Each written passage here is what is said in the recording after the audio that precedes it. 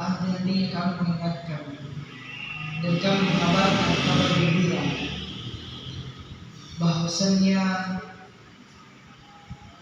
kalian yang datang di sini, baik yang terpaksa ataupun dipaksa,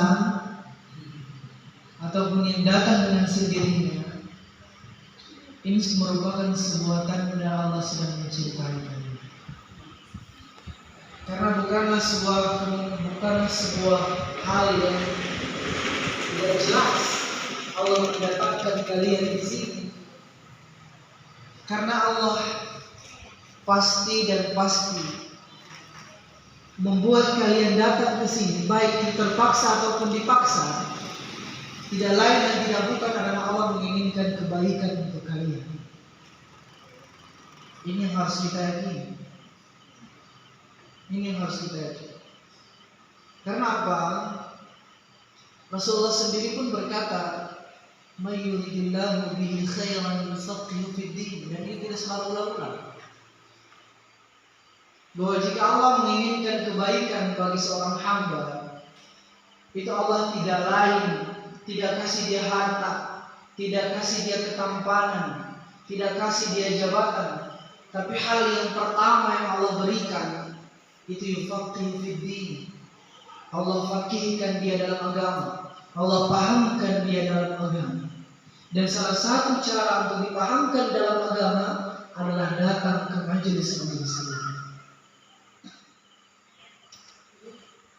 Maka yang baru datang, kami ucapkan ahlan wa sahlan wa marhaban bikum di tempat yang insyaallah ini menjadi awal jalan kita menuju surga. Maka perlu dan penting kita beristiqamah di sini. Kita tahu bahwa dalam setiap perjalanan, dalam setiap perjuangan, pasti akan ada yang berguguran satu demi satu. Entah karena masalah apapun, entah karena alasan apapun, tapi itu sudah menjadi sebuah fitrah. Namun yang menjadi poin dari sini adalah orang-orang yang tetap bertahan, tetap istiqomah di jalan itu, maka pasti dia akan mendapatkan kenikmatan. Maka orang-orang para pakar, ilmuwan besar itu mereka berkata seperti ini. Kita akan merasakan sebuah kenikmatan jika kita sudah benar-benar berusaha dulu, sudah benar-benar lelah dulu, baru kita bisa merasakan nantinya akan kemudahan. Sederhananya, ketika kita sudah letih, lelah, satu hari kita kerja dari pagi sampai malam, maka di malamnya ketika katong mengantuk dan katong tidur, itu menjadi tidur yang paling nikmat. Pasti seperti itu. Karena beban semua, beban pikiran, beban tubuh yang katong rasakan, itu tercurahkan semua dengan waktu istirahat. Padahal kalau katong melihat tidur itu biasa-biasa, setiap hari juga katong tidur. Tapi beda rasanya ketika katong selama satu hari katong benar-benar bekerja, dan ketika malam hari kerja itu kita capek-capek, lala, terus tiba-tiba tidur. Itu merupakan kenikmatan yang sebulan biasa dan pasti kita rasakan di sini. Kamu sudah rasakan hal itu. Dan kita kadang tidak mengambil pelajaran dari hal itu. Nah ini sama artinya dengan kita yang sekarang ini berusaha untuk mempelajari agama ini, berusaha untuk mendekatkan diri kepada Allah. Iya, pasti kita letih, pasti kita lelah, tapi jangan sampai kita berpaling dari ajaran dan agama ini. Jangan sampai kita berpaling dari yang namanya menuntut ilmu ini. Karena yakin kita akan dapat balasan yang terbaik. Ini yang perlu kita tanamkan. Maka keistiqomahan, kita membutuhkan keistiqomahan di sini. Adapun orang-orang yang tidak istiqomah, maka sulit baginya akan istiqomah di tempat-tempat lain. Kalau di majelis ilmu saja, susah untuk istiqomah, maka mau di mana lagi kita mendapatkan hidayah? Mau di mana lagi kita mendapatkan pencerahan tentang keilmuan? Orang-orang yang mengetahui sesuatu dengan orang-orang yang tidak tahu sama sekali, pola pikirnya akan berbeda, pola pengamalannya akan berbeda. Di tengah-tengah masyarakat kita, dalam jamaah sholat kita, ada yang tahu tentang tata cara terbaik untuk mendapatkan pahala terbaik dalam sholat. Namun ada juga yang hanya mengerjakan begitu saja. Apakah sama? Tentu tidak sama. Nilainya berbeda. Orang yang mengetahui dengan orang yang tidak mengetahui. Maka yang paling utama yang kami sampaikan tadi bahwa kalian adalah orang-orang yang beruntung yang dipilih oleh Allah Subhanahu wa Ta'ala. Maka pergunakan itu sebaik mungkin dan jaga benar-benar keistiqomahan itu di dalam hati kalian, maka insya Allah pasti Allah akan mencurahkan keberkahan itu kepada kalian. Ikhwani wal akhwati rahimakumullah. Alhamdulillah, kita sudah sampai ke pasal yang keempat dalam kitab Fusul fil Aqidah. Pasal-pasal yang berkaitan dengan akidah. Di awal pembahasan kitab ini sudah kami jelaskan bahwa setiap pasal demi pasal itu saling menguatkan satu sama lain. Di pasal yang pertama, Syekh Abdul Aziz bin Mansur At-Tarifi, beliau mengangkat berkaitan tentang permasalahan al-Islam dinul awhad. Al-Islam, the one and only, satu-satunya agama yang ada di sisi Allah. Dalilnya, inna dina indallahi Islam. Sesungguhnya satu-satunya agama di sisi Allah adalah agama Islam. Kebanggaan tentang agama ini harus benar-benar kita tanamkan dalam diri kita. Kemudian yang kedua, pasal yang kedua, beliau datangkan penguatan berkaitan tentang pasal yang pertama. Beliau katakan la yufassirul Islam wa ma aradallahu illa fi kitabillahi wa sunnati Rasulillah. Bahwa janganlah kalian menafsirkan apa yang ada di dalam Islam dan apa yang diinginkan oleh Allah Subhanahu wa Ta'ala yang tertuang di kitab, kecuali kalian mengambil dalilnya dari kitab dan sunnah. Di situ akibatnya pemikirannya mulai melenceng. Padahal hal-hal yang sedemikian bertentangan jelas dengan Al-Quran dan Sunnah. Maka pasal pertama berkaitan dengan Islam. Kita harus mengetahui tentang Islam dan semua yang berkaitan dengannya. Kemudian masuk ke pasal yang kedua, la yufassiru Islam illa bi kitabillahi wa sunnati Rasulillah. Bahwa jangan menafsirkan apa yang ada dalam Islam kecuali dengan Al-Quran dan As-Sunnah. Kemudian datang di pasal yang ketiga berkaitan dengan hak Allah, haknya Allah. Dan apa itu hak Allah?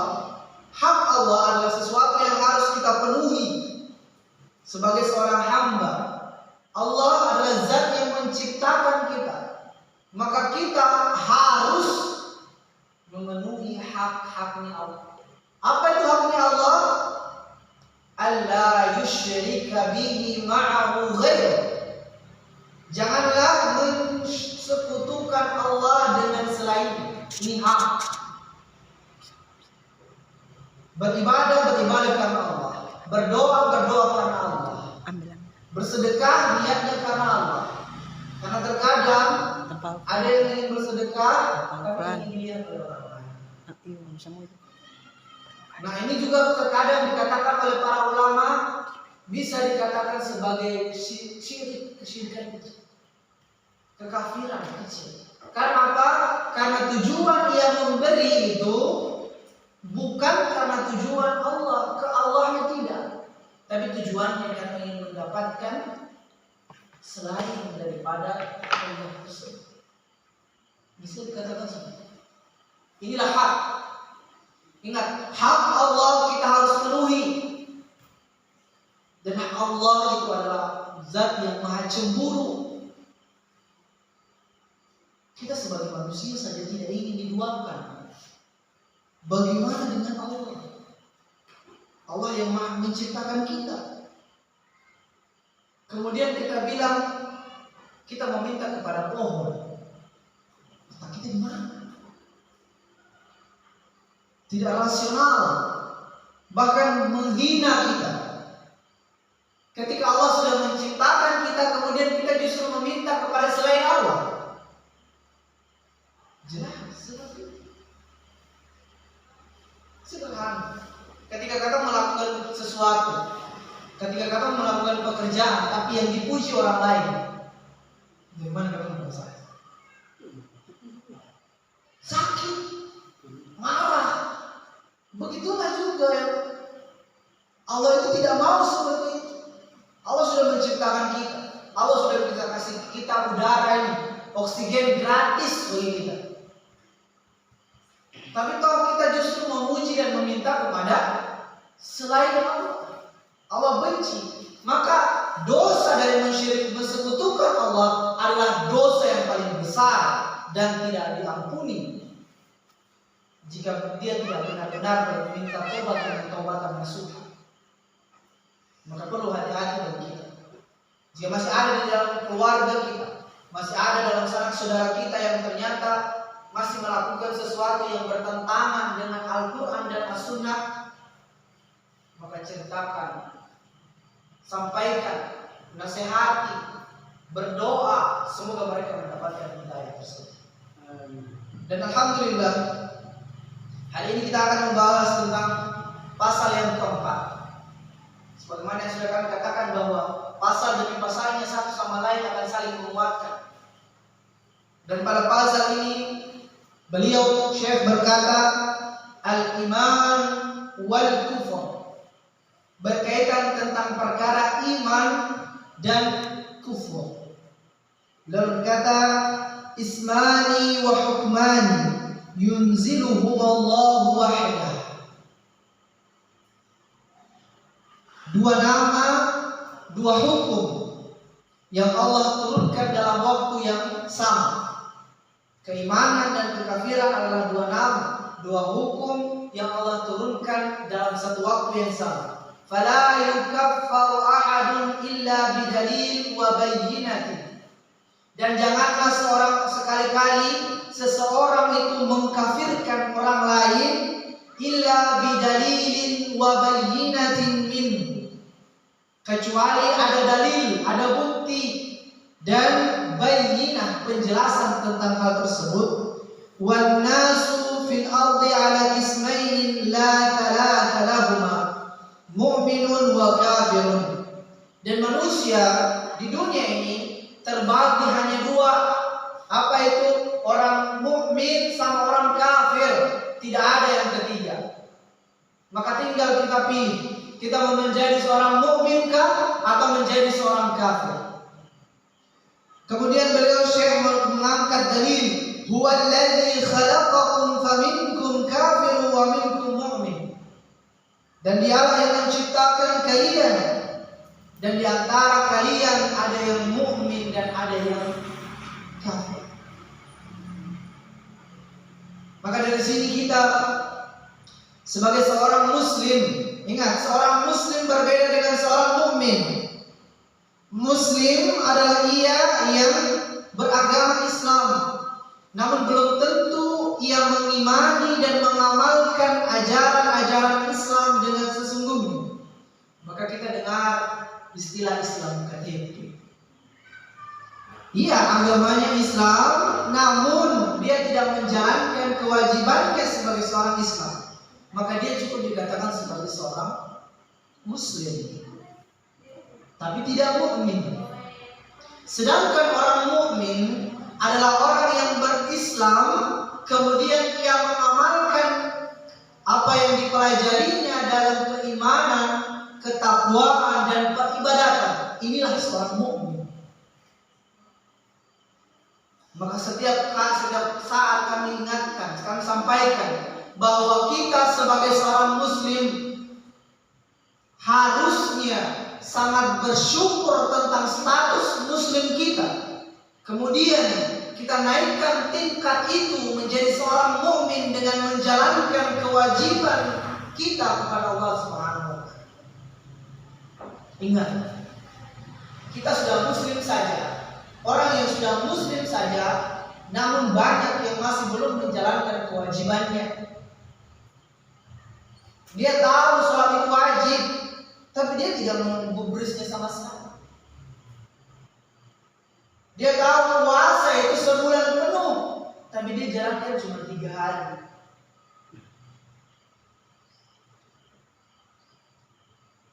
Ini fakta di tengah-tengah kita. Dan apa yang menyebabkan hal ini? Yang menyebabkan hal ini tidak lain dan tidak bukan adalah keengganan, tidak mau, tidak ingin mempelajari agamanya sendiri. Kalau dia sudah tahu, kemudian kita ingatkan terus, ini wajib, sholat itu wajib. Saya laksanakan, saya dapat pahala. Saya laksanakan, dapat dosa. Dan pasti timbul dalam rasa, dalam diri. Ketika sudah mengetahui hal ini, otomatis dia akan berusaha untuk menunaikan kewajibannya tersebut. Namun sayang, sungguh sayang, di masyarakat kita saat ini banyak yang merasa bahwa kayaknya beta sudah belajar lain, beta sudah 30, apapun, kayaknya beta sudah bisa belajar lagi apa? Salah, tidak boleh seperti ini. Talabul ilmi fariidatun ala kulli muslim. Menuntut ilmu itu wajib bagi seorang muslim. Maka pengetahuan tentang keilmuan ini itu berasal dari ketika kita baru dilahirkan ke dunia ini sampai kita mati. Itu proses pembelajaran semuanya. Dan ketika kita sudah dipanggil oleh Allah, maka sudah selesai proses pembelajaran kita. Namun selama kita masih hidup, belajar, terutama berkaitan dengan agama yang kita cintai. Pokok permasalahan yang terjadi di tengah-tengah masyarakat kita adalah tadi, tidak mau belajar, enggan belajar, merasa bahwa dirinya sudah punya cukup ilmu. Kemudian dia tidak mengamalkan, padahal sholat Jumat iya. Setiap saat di khutbah Jumat selalu mengingatkan, ya ayyuhalladzina amanu taqullaha haqqa tuqatih. Wahai orang-orang yang beriman, bertakwalah kepada Allah dengan sebenar-benarnya takwa. Ketika ada seruan ya ayyuhalladzina, ya ayyuhalladzina amanu, para ulama menyampaikan bahwa kita harus benar-benar perhatikan dengan konteks setelahnya. Kenapa?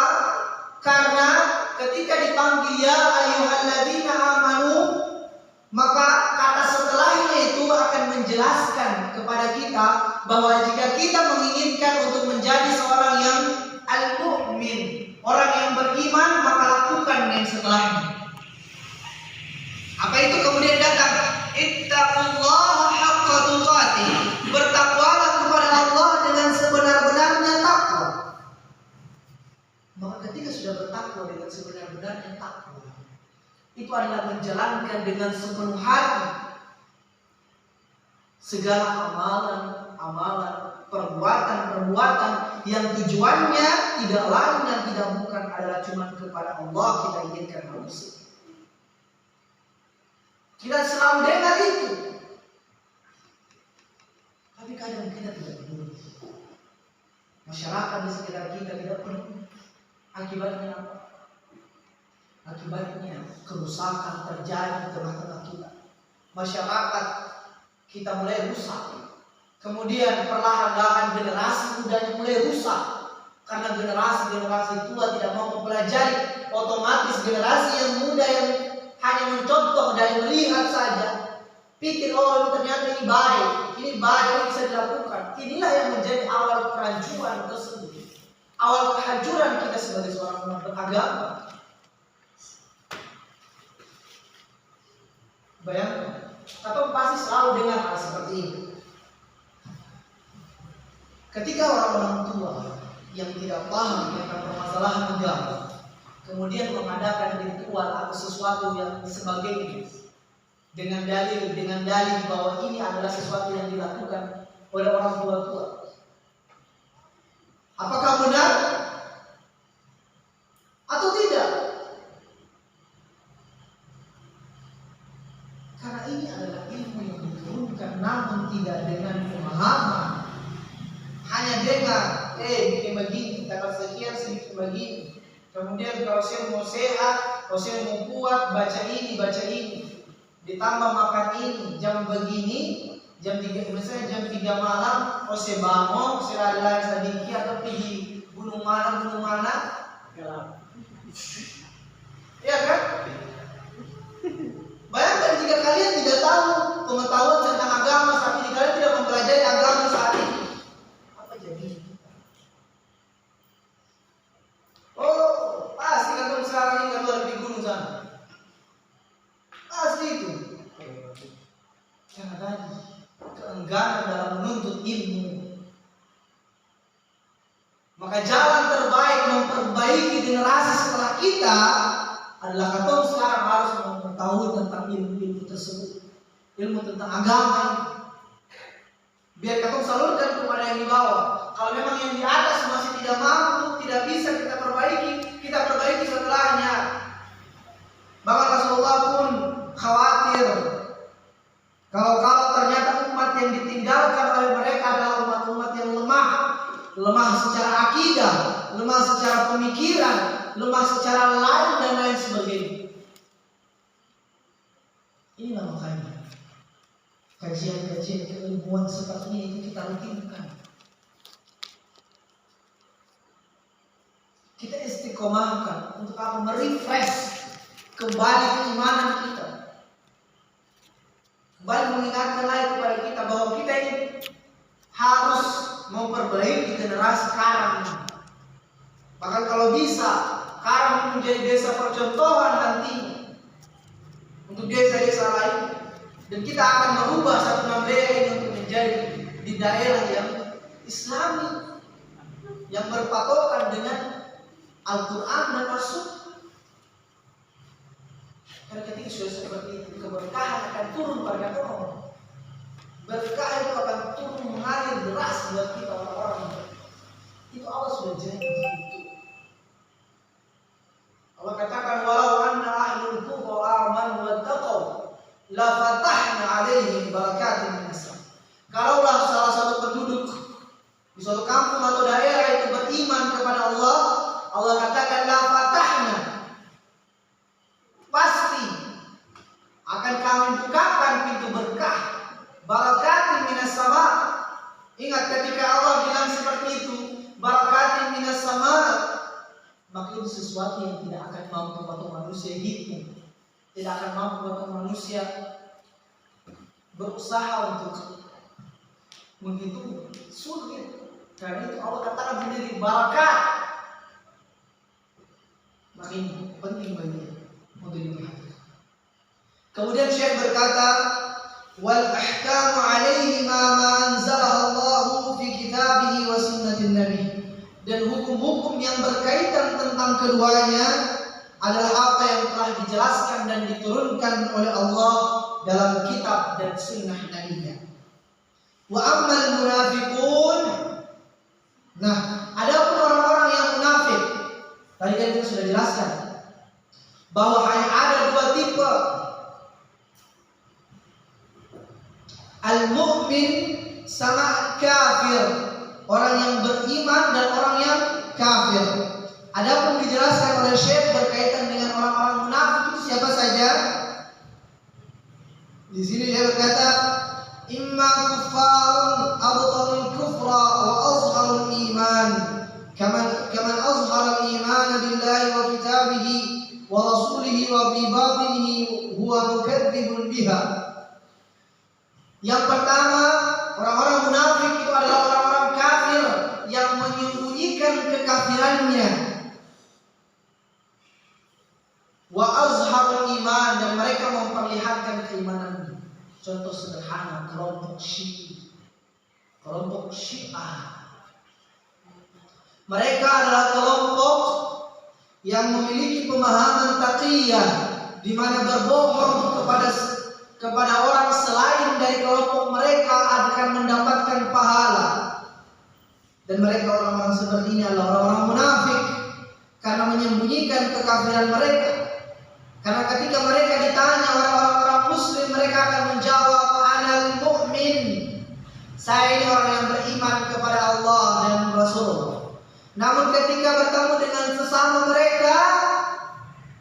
mereka akan bilang, ana Syi'i, saya seorang Syiah, dan saya ini beriman dan beriman kepada Allah, namun Rasulnya, namun Nabinya adalah Ali.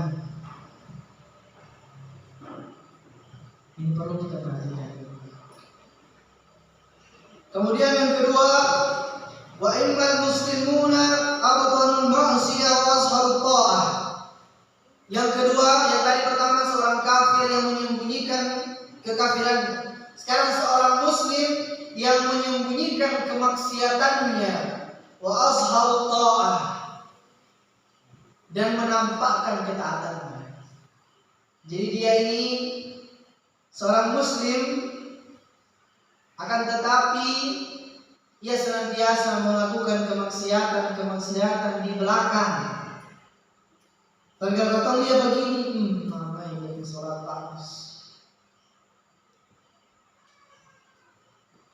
Karena tujuan dari orang ini tidak lain dan tidak bukan adalah mengharapkan penghargaan dari manusia. Maka orang-orang seperti ini termasuk orang-orang munafik. Dan al-munafiqun qaribun minal kafir. Orang-orang yang munafik itu dekat dengan orang-orang kafir. Artinya kadang dihukumi sama dengan orang kafir. Maka jika kita bayangkan, jika kita renungkan dalam diri kita masing-masing, kalau kita ternyata masih melakukan kemaksiatan secara sembunyi-sembunyi, maka baru kita bertobat dan beristighfar kepada Allah Subhanahu wa taala.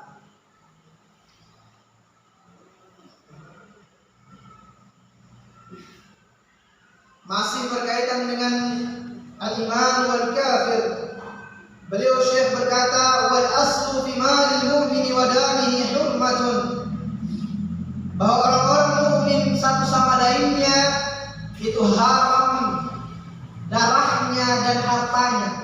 Maka kita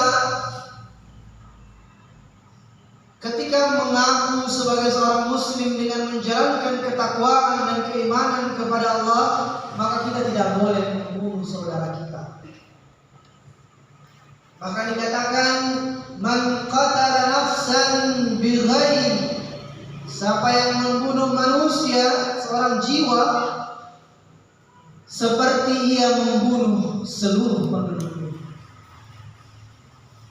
Maka kita perlu berhati-hati. Kemudian haram juga bagi kita untuk mengambil hartanya, baik itu yang besar maupun yang kecil, contohnya sendal. Sesuatu yang bukan menjadi milik kita tidak boleh kita pakai, tidak boleh kita, bahkan nauzubillah jangan sampai kita ambil. Sering begini. Ketika orang itu tidak ada, maksudnya kita tidak tahu siapa punya sendal, kemudian kita mau jalan begitu untuk ambil air wudhu saja, misalnya sederhana, dekat saja itu kalau misalnya di masjid itu. Kemudian kita tidak tahu siapa punya sendal, kita main pakai saja. Ini tidak boleh. Nauzubillah, jangan. itu masih menjadi hak orang lain. Takutnya cuman karena perkara sederhana seperti itu, kita nanti bertemu dengan sang pemiliknya, yang orang yang punya sandal itu di akhirat kelak dia ambil katong punya pahala kebaikan. Cuman karena katong pakai, katong sing pinjam, katong sing kasih tahu dia punya orang. Ini harus hati-hati. Karena sesuatu yang kita anggap remeh ternyata dia punya dampak yang besar di akhirat kelak. Maka perlu berhati-hati berkaitan dengan hal ini. Kemudian wa ammal kafir wal hillu wa laysa hadha bi itlaqih. Adapun darah dan harta orang kafir itu halal. Wa laysa hadha bi itlaq, namun tidak mutlak. Halal namun tidak mutlak. Yang halal adalah ketika mereka memerangi kita, maka halal darah dan hartanya ketika mereka memerangi kita. Adapun orang-orang kafir yang kemudian berada dalam perlindungan orang-orang muslim, kalau dalam kekhalifahan itu mereka diminta untuk membayar sebuah jaminan untuk kehidupan mereka.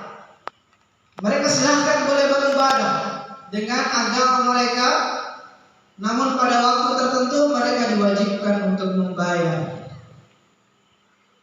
Nah, yang seperti ini maka haram pula harta mereka.